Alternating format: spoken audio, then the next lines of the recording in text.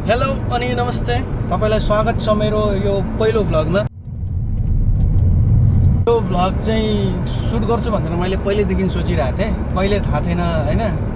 आज बिहान यसो उठेर चाहिँ रूपमाटरलाई सुनाएको मैले म त अब भ्लग बनाउँछु भनेर है। मान्छे यस्तो अनुहारले त भ्लग कहाँ बन्छ?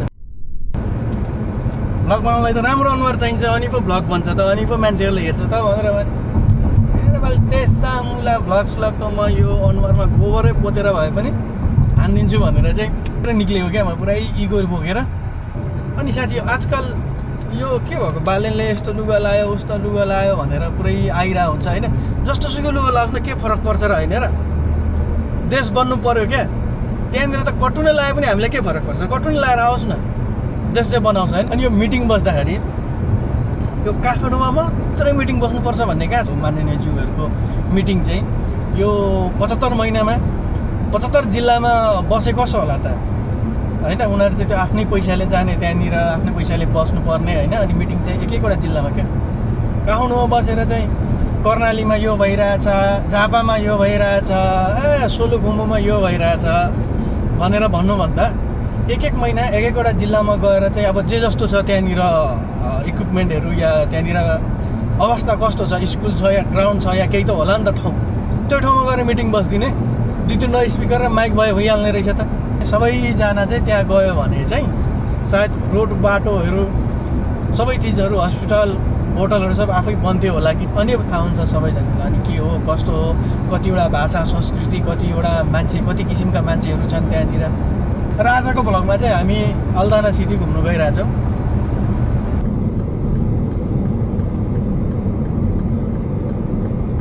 त्यो राउन्डबोर्डदेखि ठ्याक्कतिर चाहिँ देब्रेतिर लाग्यो भने ठ्याक्कै रुइस महल आउँछ। गेटतिर म देखाइन्छ तपाईँलाई, मेन ठाउँ हो होइन। मान्छेहरू बाहिरदेखि अगाडि चाहिँ पार्किङ।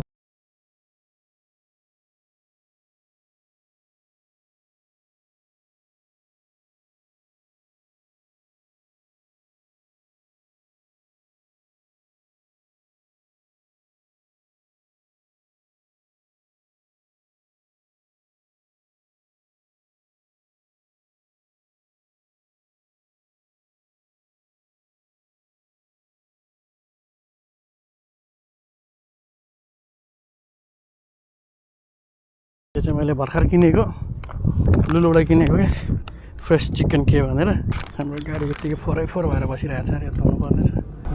कुरा फेरि गर्दै गरौँला। रुइसमल पनि घुम्यो, रुइसमलको अलिअलि झलकहरू मैले देखाइहालेँ होइन। तर त्योभन्दा बेसी चाहिँ म देखाउन सक्दिनँ। किन भन्दाखेरि चाहिँ मलाई लात लाग्यो मान्छे गाडी लिन अर्न खिच्न होइन। मैले अघि नै त्यो खानाको पनि मैले हेर्नु आँटेको थिएँ, लुलुमा खाना यो पाउँछ भनेर। नेपाली केटी रहेछ क्या त्यो खाना दिने पनि। लाज लाग्यो मलाई क्यामेरा निकाल्नुलाई।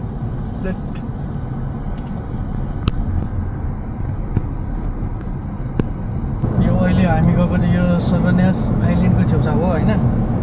यहाँ चाहिँ मलाई कुनै पनि त्यो कहिलेकाहीँ प्रेसर हुन्छ नि, प्रेसर भएको बेला, टेन्सन भएको बेलामा होइन, आनन्दले बस्नलाई चाहिँ म यो ठाउँतिर आउँछु क्या।